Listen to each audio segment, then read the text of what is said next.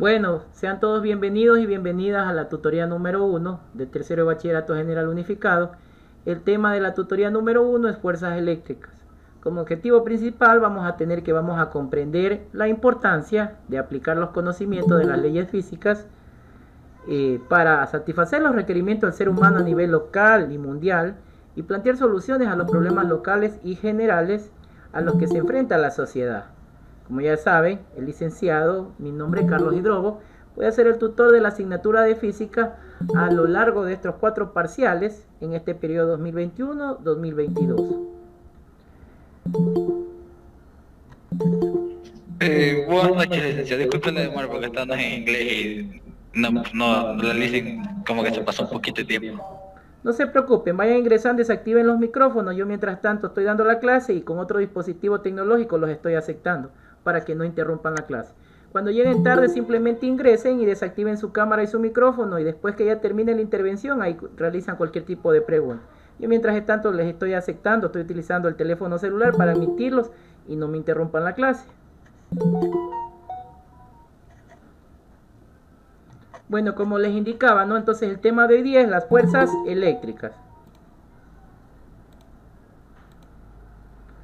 Pero, ¿qué serán las fuerzas eléctricas?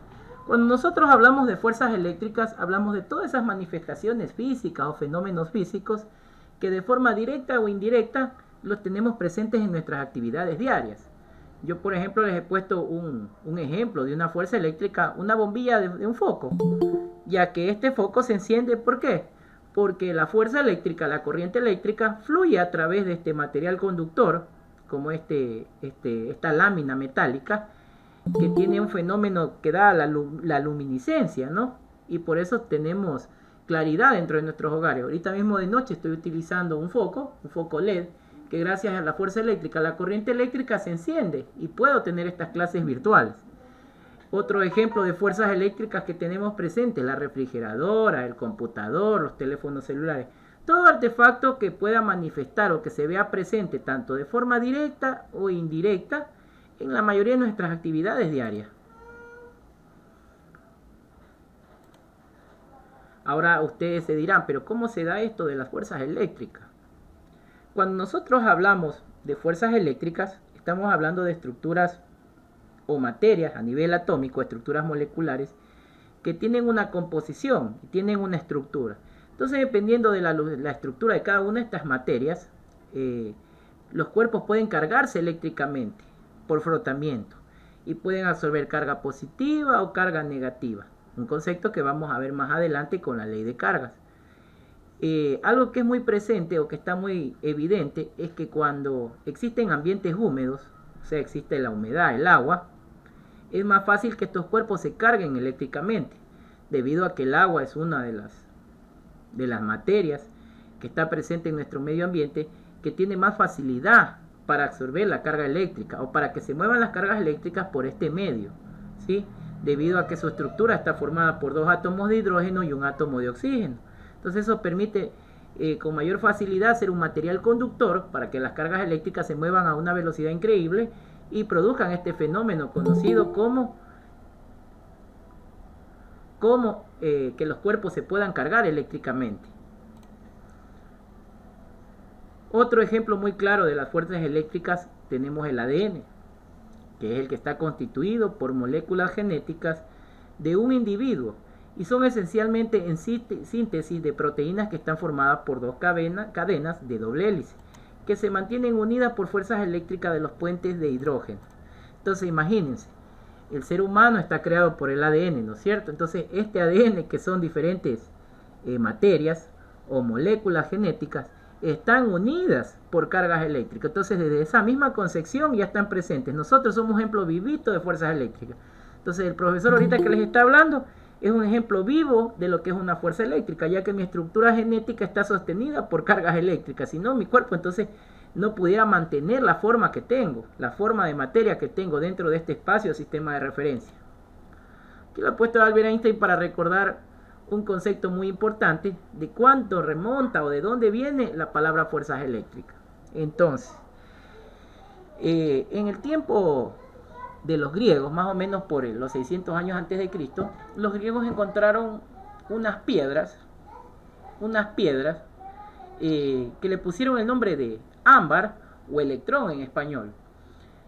No sé si algunos de ustedes vieron la película de Jurassic Park o Jurassic World, en donde se encontraban estas piedras de ámbar, se encontraban los huevitos de los dinosaurios. Incluso creo que encontraron ahí un mosquito congelado en esta ámbar que tenía la estructura genética de un dinosaurio, y con eso supuestamente clonaron y sacaron el Parque Jurásico. Ya, entonces el concepto es el mismo. Esto es el ámbar. El ámbar es una piedra que se forma con los sedimentos de materiales fósiles cuando cae la lava y materiales pétreos, y con el paso del tiempo, de los millones de años, se solidifica y se convierte en una sola estructura, se convierte en una piedra. Entonces este ámbar, estas piedras de ámbar, los griegos las encontraron y se dieron cuenta que tenían unos fenómenos un tanto particulares, debido a que cuando cogían estas piedras de ámbar y acercaban a trozos de lana, esta lana se veía atraída, ¿sí? O frotaban el ámbar con lana, entonces eso podía atraer otros objetos. Entonces en este tiempo los griegos decían que esto era brujería, que era hechicería, ¿no? Porque ellos todavía no tenían conocimientos de la física o de lo que eran las fuerzas eléctricas. Y lo que les puedo decir, que en realidad ese fenómeno que ellos experimentaron con el ámbar, que atraía otros objetos, era, en otras palabras, el fenómeno de atracción y repulsión, ¿sí? Ya vamos a ver que a nivel atómico, de qué está formado las estructuras de las fuerzas eléctricas. Voy a utilizar ahorita la pizarra para explicarles esto. Vamos entonces a compartir una pizarra y vamos a coger un color. Vamos entonces a coger color. Verán, a nivel atómico, a nivel molecular, tenemos lo que son el electrón, que lo vamos a representar con una bolita, y le vamos a dibujar un signo menos para indicar que es un electrón, ¿sí? Y también tenemos lo que es un protón. Utilicemos otro color para representar lo que es el protón. En color rojo lo vamos a representar.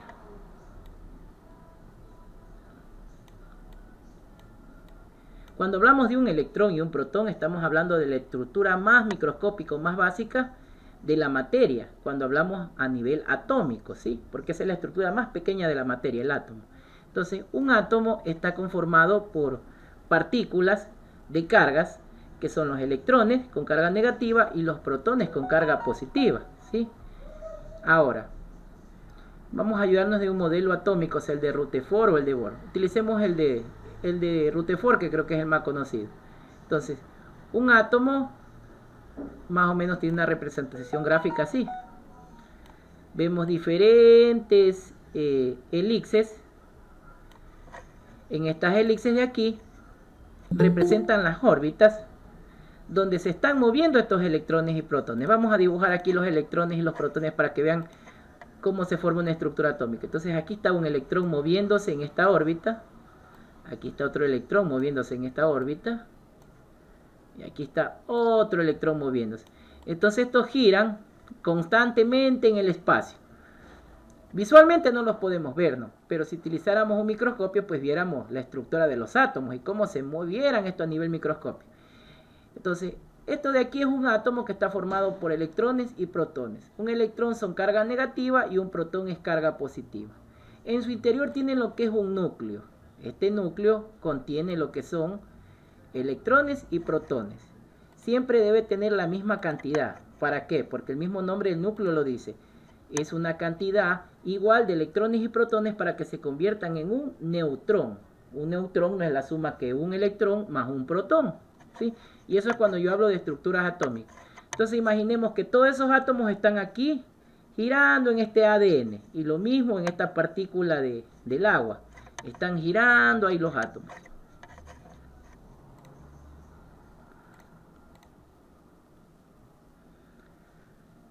Entonces, una vez ya comprendido que la estructura mínima que tenemos es el átomo y que está formado por cargas positivas y negativas, electrones y protones, ahora sí vamos a tener en cuenta qué es en sí la carga eléctrica.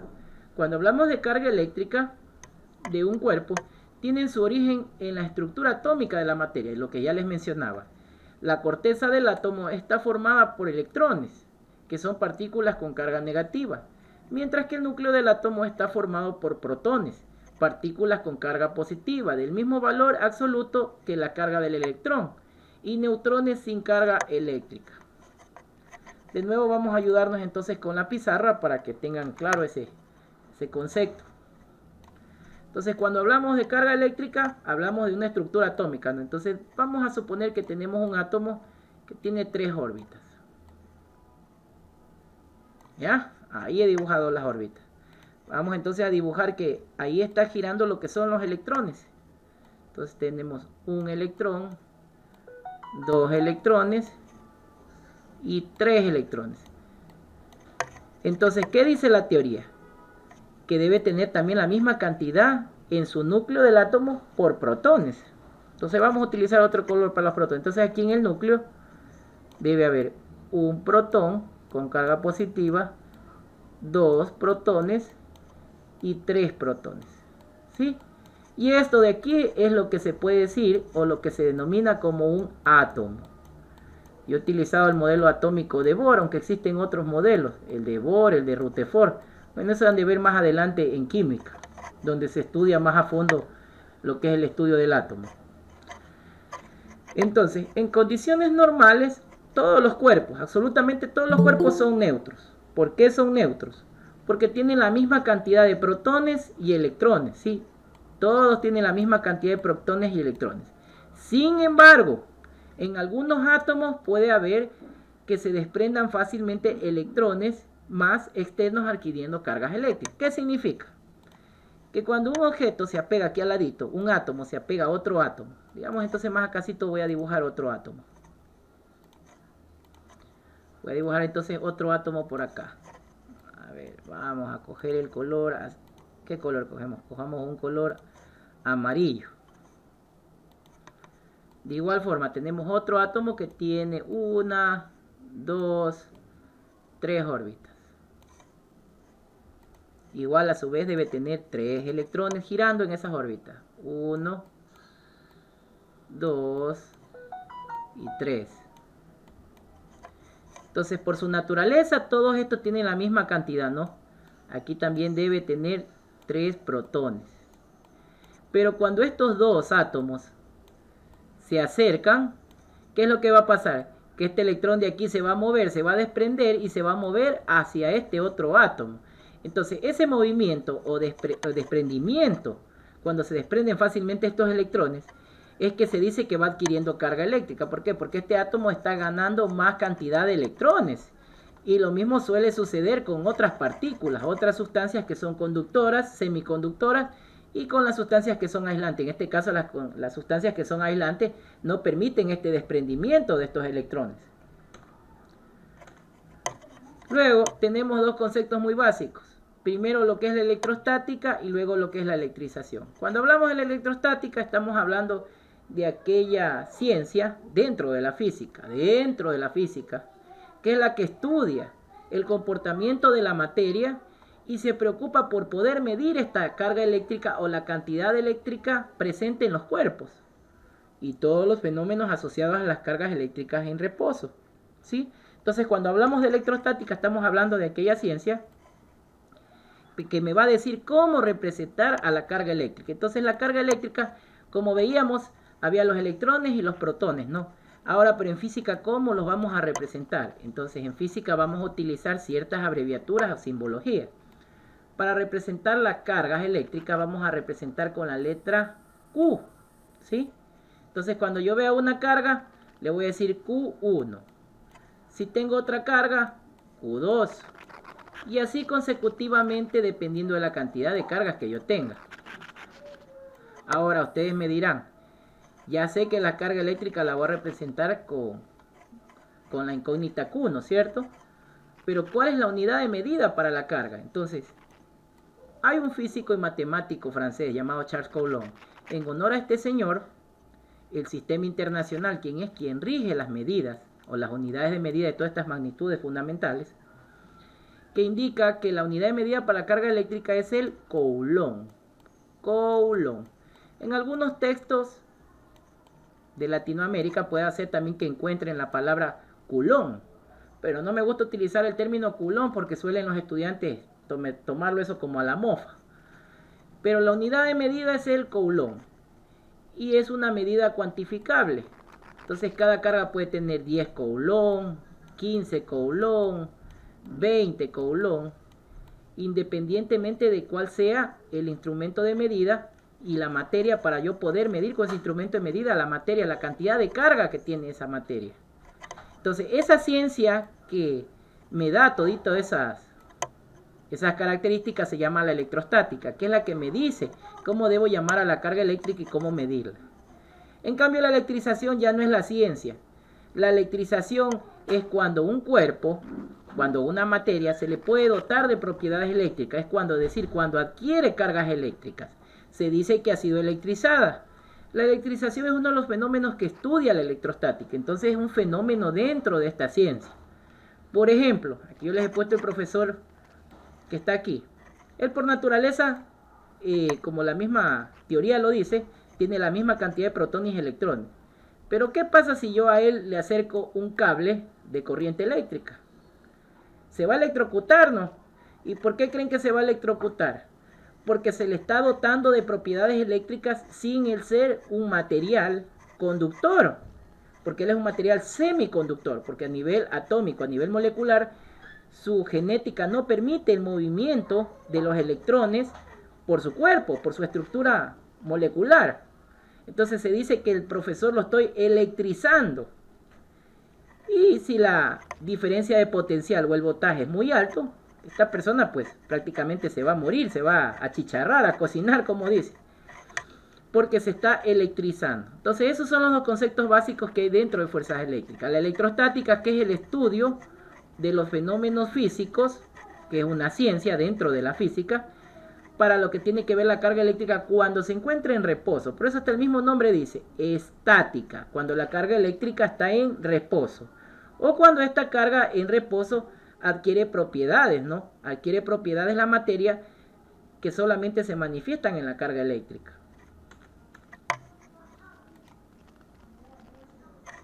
Por último, para no olvidar, les he puesto una notita. La electrización es el proceso por el que un cuerpo adquiere carga eléctrica. Ejemplos de electrización: cuando cargamos la batería del celular, lo conectamos a un cargador, ¿no? ¿Qué es lo que está haciendo? Almacenando carga eléctrica. Entonces, en otras palabras, estamos electrizando la batería del celular. Tenemos, por ejemplo, que cuando frotamos una varilla de vidrio con un pañuelo de seda, una pequeña fracción de electrones se va a mover del vidrio al pañuelo, ya que queda con carga negativa, mientras que el vidrio queda con carga positiva. También el ámbar y otras resinas se cargan negativamente al ser frotadas con lana. Lo que les manifestaba al inicio de la clase, ¿no? El tiempo de los griegos, cuando comenzaban a frotar el ámbar con pañuelos de seda, con lana, atraía otros objetos. Pero en realidad lo que se veía ahí en ese fenómeno físico era el movimiento de lo que son las cargas positivas y las cargas negativas. Entonces, en el primer ejemplo tenemos lo que es una varilla de vidrio.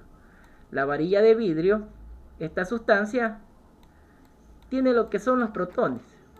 Y aquí tenemos un pañuelo de seda.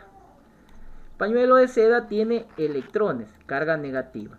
Entonces, cuando yo froto la varilla de vidrio con el pañuelo de seda, ¿qué pasa?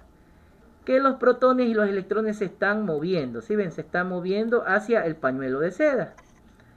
En cambio, cuando trabajo con otro experimento, con una varilla de plástico y un paño de lana, la varilla de plástico tiene electrones y el paño de lana tiene carga positiva. Entonces, esta cantidad de protones se mueve de un medio al otro. Y siempre que la misma cantidad que perdió el paño de lana va a ser la misma cantidad que está ganando la varilla de plástico. Y lo mismo sucede aquí con el ejemplo de la varilla de vidrio con el pañuelo de seda. Entonces, la fuerza eléctrica es prácticamente una de las las fuerzas fundamentales, ya que tenemos otras tres restantes. Tenemos primero la fuerza gravitacional, cuando hablamos de la gravedad, la fuerza de interacción débil y la fuerza nuclear intensa o la fuerza nuclear fuerte. Pero eso lo vamos a ver más adelante. Ahorita lo que nos interesa es la primera fuerza fundamental, la fuerza eléctrica, que es la que tenemos presente en la vida cotidiana. Una vez que hemos concretado los conceptos de electrostática, electrización y fuerzas eléctricas, ahora viene lo que es la ley de las cargas. La ley de las cargas es una ley fundamental que nos ha ayudado a lo largo de toda nuestra vida, ya que gracias a esta ley existe lo que es la tecnología y sigue apareciendo las innovaciones en la actualidad. La ley es muy fácil. Como yo les mencionaba, los electrones se representan con una bolita y con el signo menos. Y los protones con una bolita y con el signo más. Entonces la ley de cargas es muy fácil. Se dice que cuando tenemos un electrón y un protón, o sea, lo que son cargas eléctricas de diferentes signos, se dibujan vectores para indicar de que existe lo que es una atracción, ¿sí? En otras palabras, cargas de diferentes signos existe atracción. Y cuando tenemos cargas del mismo signo, vamos a poner un ejemplo donde tenga dos protones, tenemos que dibujar vectores que indican que existe una repulsión, lo contrario a la atracción. Lo mismo sucede cuando pongo dos electrones. De la misma forma va a haber una repulsión. Entonces, cuando escuchen ley de cargas, estamos hablando que cargas de diferentes signos se atraen y cargas de diferentes signos se repelen. Eso es todo la ley de cargas, ¿sí? No hay más nada. Es algo básico y que les va a durar para toda la vida. Cargas de diferentes signos se atraen, cargas de signo contrario se atraen, cargas del mismo signo se repelen, ¿sí? Y las podemos graficar de esa forma. Aunque aquí también podemos observar que han utilizado el vector indicando aquí mismo, ¿no? Pero también podemos hacerla indicándola en la parte de afuera. Significa lo mismo. No piensen que porque está acá graficado de otra manera no significan lo mismo. Es lo mismo.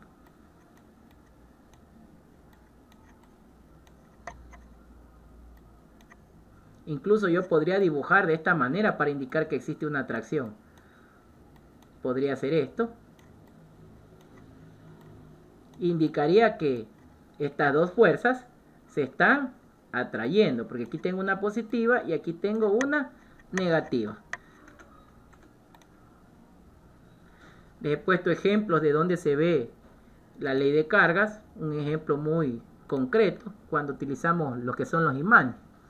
Estos imanes sabemos que tienen el polo norte y el polo sur. El polo norte tiene carga negativa y el polo sur carga positiva. Cosa contradictoria, ¿no? De repente yo pensara que el polo norte va a tener carga negativa, no, pero el polo norte tiene carga positiva y el polo sur tiene carga negativa.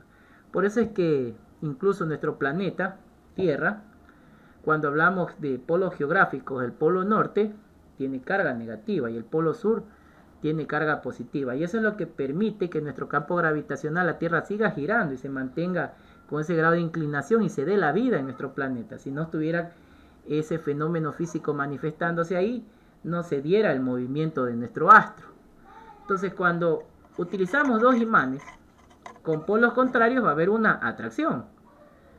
Y si hiciéramos lo contrario, va a existir una repulsión. Ahí es donde se ve clarito la ley de cargas, ¿sí?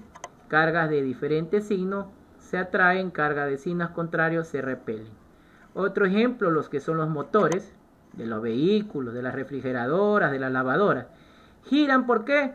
Porque en su interior tiene un imán que cambia su polaridad y eso permite que se dé un movimiento mecánico, ¿no es cierto? Un movimiento circular uniforme, que a su vez provoca un trabajo y ese trabajo realiza una acción con ese aparato eléctrico que consume fuerzas eléctricas. Aquí vimos el mismo ejemplo de la conservación de la carga eléctrica. Ya vemos aquí cómo se representa. Ya vimos que la carga eléctrica se representa con Q1 y con Q2. Entonces, sin importar la cantidad de carga que tenga Q1 y Q2, si yo sumo esas dos cargas, siempre me va a dar una situación inicial de 0. Porque existe la misma cantidad de electrones y la misma cantidad de protones. Eso ya lo vimos desde la primera presentación, que siempre había la misma cantidad de electrones y protones. Lo más importante de esto de la conservación de la carga eléctrica es que la carga eléctrica no se destruye, siempre se conserva en todos los procesos físicos observados, incluidos aquellos que implican la creación o desintegración de partículas. En ciertos procesos radioactivos, el neutrón se desintegra dando lugar a un protón y un electrón, y otra partícula neutra, el neutrino, conservando la carga eléctrica. ¿Ya? ¿Qué quiere decir esto?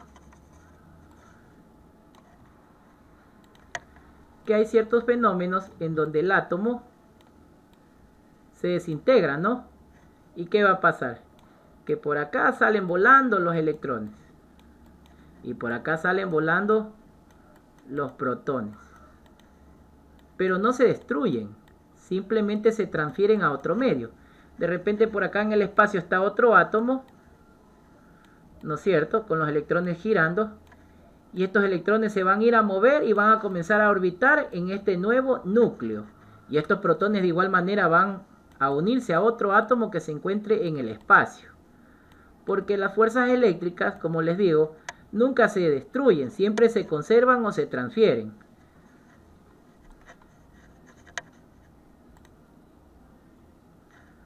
Prácticamente en todo proceso, siempre la carga eléctrica va a permanecer constante. Como actividad para el portafolio, entonces de esta semana, la semana número 1, van a elaborar un mentefacto, que es una representación gráfica con el tema de fuerzas eléctricas. Van a poner dibujitos, gráficos o cualquier tipo de palabras que les ayuden a consolidar la clase de esta semana. Sí, yo les he puesto aquí. Van a poner entonces qué es para ustedes la fuerza eléctrica, qué es la electrización, qué es la electrostática, qué es carga eléctrica, cuál es la ley de las cargas, qué es el electrón y qué es el protón, por qué es electrón, por qué es protón, cuándo es positivo, cuándo es negativo. ¿Sí? Esa va a ser la actividad para el portafolio. Recordándoles que siempre hay actividad para el portafolio en la semana impar. Como esta recién es la semana número 1, la semana que viene no habrá actividad para el portafolio. Por último les he puesto unas preguntitas también para resolver y las referencias bibliográficas donde pueden descargar el libro de física y de dónde se obtuvo este contenido científico. La página 76 del libro de física del texto del estudiante. Bueno, de mi parte muchas gracias. Voy a dejar de compartir pantalla para ver si es que existe cualquier tipo de dudas o si no utilizar lo que es la dedocracia.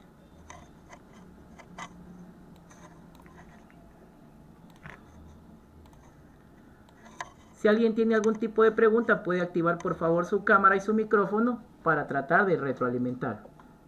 Sí, profe, yo tengo una pregunta. Cuéntame, Wellington. El Coulomb, que no tiene una medida exacta, o sea, una medida estándar, porque usted decía 10, 15, no tiene una medida, o sea, supuesta como quien dice, una sola medida y de ahí partir. No sé si me hago entender. Sí, Wellington, te comento, verás, la unidad de medida, o sea, el valor mínimo que tiene un electrón es 1.6 por 10 a la 19 Coulomb. Esa es la unidad que tiene un electrón o un protón, que es la misma cantidad. Sino que todavía no la había especificado porque en la siguiente tutoría ya vamos a trabajar con ejercicios para calcular la cantidad de carga eléctrica y también vamos a ver lo que es la ley de Coulomb, cuando vamos a encontrar la fuerza de atracción o la fuerza de repulsión de cargas en el espacio, ¿sí?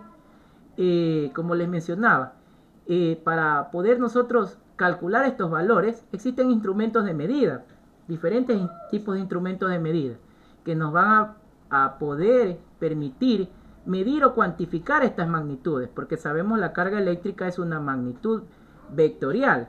¿Por qué se dice que es una magnitud vectorial? Porque tiene un valor cuanto en números, tiene una unidad de medida que es el Coulomb, dada por el sistema internacional, gracias al señor Charles Coulomb, y también tiene un sentido, tiene una dirección donde se mueve, porque no solamente es que está ahí y ya está, no, se mueve a una dirección y tiene un sentido. Entonces por eso es que se la representa con un vector, porque se puede mover arriba, abajo, izquierda, derecha, norte, sur, este, oeste, ¿sí? Entonces ese es el valor que está establecido de unidad mínima. Incluso en la ficha yo les he puesto en un apartado y pequeñito para que ustedes hagan la lectura de cuánto es el valor del electrón. Exactamente es 1.602 por 10 a la menos 19 Coulomb.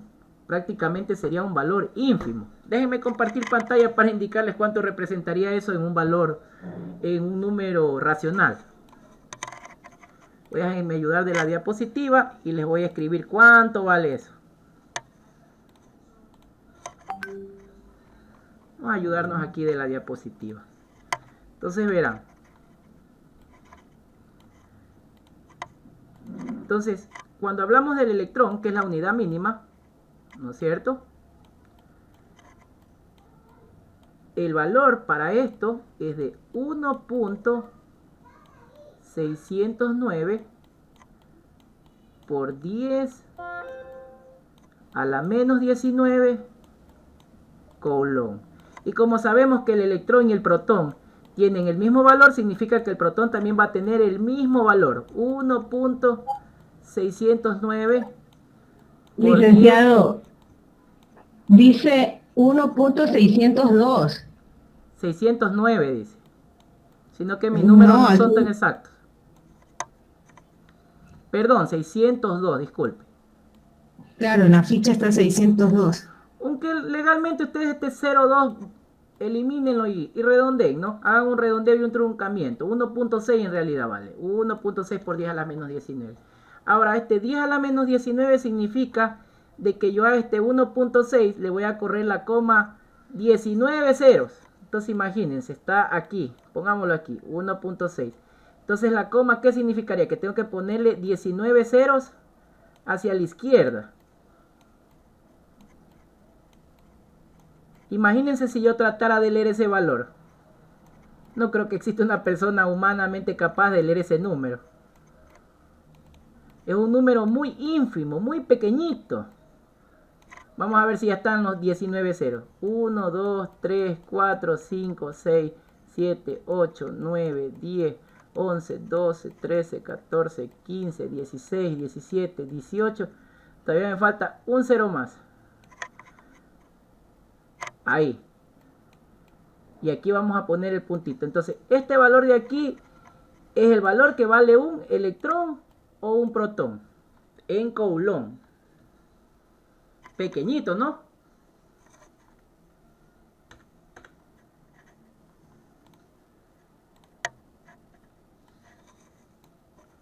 Ahora sí, ya tenemos entonces claro, Wellington. Entonces, ¿cuánto es el valor, no? Pero entonces cuando nosotros hablamos de 10 coulomb, de 20 coulomb, estamos hablando de cantidad ya, cuantificable de ciertas sustancias o materiales que van a conservar la carga, ¿sí? Aunque igual en las baterías no se sabe poner en cuántos coulomb de carga en realidad se están almacenando en una batería, ¿no? Pero son unidades de medida diferentes. Conforme vayamos avanzando en física nos vamos adentrando y vamos a encontrar magnitudes como el amperaje, la diferencia de potencial, la resistencia eléctrica, la carga elemental, la carga eléctrica almacenada. Pero en realidad la unidad de medida para la carga eléctrica es el coulomb. Sí, eso que quede claro. ¿Alguna otra preguntita que tengan? Sí, profesor, buenas noches. Sobre el deber, lo que usted puso, la imagen, ¿será que me puede explicar de nuevo? No le entendí bien. Un mentefacto en realidad es un ordenador gráfico, donde tú vas a poner los conceptos y gráficos, ideas claras, sobre qué era el tema fuerzas eléctricas, ¿sí? Entonces, por ejemplo, si a mí me mandaran a hacer un mentefacto de fuerzas eléctricas, pues a mí se me ocurriría primero dibujar artefactos donde se vea manifestado la fuerza eléctrica. Luego especificaría cuánto es el valor de la carga eléctrica, pusiera la ley de cargas. Puedes hacerlo en una cartulina, en una hoja de reciclado, o pudiera hacerlo también de forma digital, ayudándome con una infografía. Recordemos que cuando se dio las tutorías de informática se explicó cómo trabajar con las infografías. En una infografía podrías hacer tu mentefacto. Se llama mentefacto porque no tiene un orden de jerarquía, no tiene una estructura. Simplemente es un collage donde tú pones imágenes y texto que te van a ayudar a retroalimentar ese concepto que se vio o temática que se vio en esta tutoría número 1. Ahí sí ya tenemos claro entonces, Mercedes, lo que vamos a hacer. No, sí. Bueno, sí tengo la idea de lo que hay que hacer. Claro, por ejemplo, Mercedes, si ya vas a hacer tu mentefacto, ¿qué piensas? ¿Qué gráficos pondrías ahí? Por ejemplo, en la tutoría anterior me dijo una chica que iba a dibujar un rayo y que ese para ella era el ejemplo de fuerza eléctrica. ¿Tú qué pondrías como fuerza eléctrica? Mm, pero también hay fuerza eléctrica en lo que hace, por ejemplo, el mar, que ayuda incluso a las hidroeléctricas. Pero si También vemos podría en ser. el mar, estaría presente Ujú. las fuerzas eléctricas a nivel atómico, pero no serían evidentes, porque lo que hace el mar o lo que es las hidroeléctricas que tú dices es generar fuerza eléctrica. ¿Y por qué se genera esa fuerza eléctrica? Porque se utilizan esos motores, ¿no es cierto? Esos motores tienen bobinas con electroimanes, que cuando esos electroimanes se comienzan a mover por la caída del agua, hacen que los electrones se muevan de un medio a otro. Entonces, cuando se mueven de un medio a otro es que está presente la carga eléctrica. Por eso es que en Ecuador tenemos hartísimas hidroeléctricas, para poder conservar estas fuerzas eléctricas y distribuirlas por los cables de alta tensión, ¿no es cierto? Y tener ese suministro de energía eléctrica constante. Y por eso es que supuestamente vendemos energía eléctrica hasta Colombia, Perú, y tenemos el valor de consumo de corriente eléctrica más bajo de Sudamérica y Latinoamérica, aunque a mí no me consta.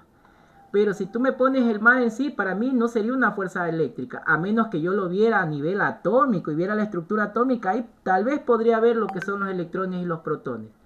Lo que yo sí te podría decir que el agua, el movimiento del agua, sí provoca el movimiento de cargas eléctricas. Eso sí podría decir, Mercedes.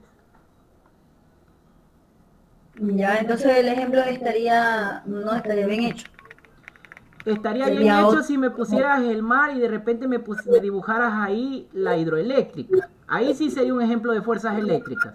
Pero si solo me pones el mar, no habría un ejemplo ahí de fuerzas eléctricas. Ok. ¿Alguna otra preguntita? Si no, ya para cerrar la sesión. A ver, bueno, como no hay preguntas, va a tocar utilizar la dedocracia. Vamos a ver. Algún voluntario. A ver, que no interactúa. Sofía Becerra. Activa por favor tu micrófono y tu cámara.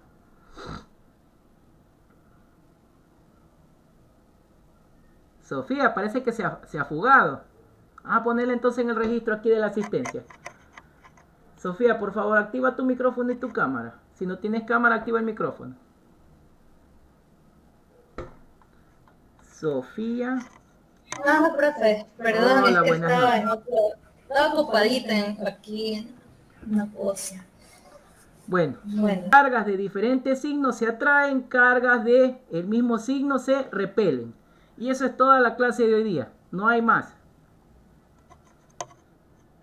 Bueno, de mi parte, muchas gracias con todo. Y Sofía, espero mejores tu situación, organices un poquito mejor tu vida. Y te doy ánimos de que sigas adelante, ¿sí? No te me vayas a sentir mal. Uno de los errores se aprende. Todos nos podemos equivocar. De repente no se sorprendan si me ven aquí en las clases también sentado con mis dos niños, uno en cada pierna. Pero hay veces nos toca ingeniárnoslas para poder superar y salir adelante. Les ruego por favor activen las cámaras para hacer la captura de la clase de hoy día. Y nos vemos la semana que viene.